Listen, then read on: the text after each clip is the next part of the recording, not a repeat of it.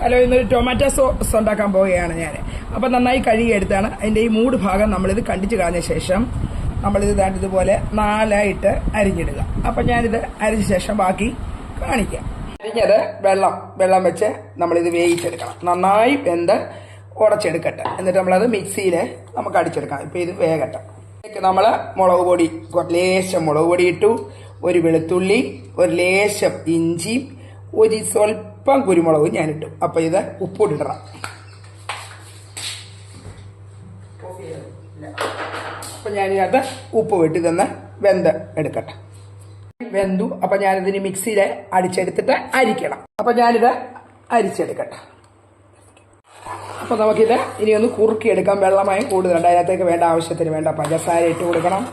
ലേശം വിനാഗിരിയോട് ഇട്ട് കൊടുക്കണം. റെഡിയായി. ഇത് ഈസി ആയിട്ട് നമുക്ക് എല്ലാവർക്കും ഉണ്ടാക്കാം. അപ്പം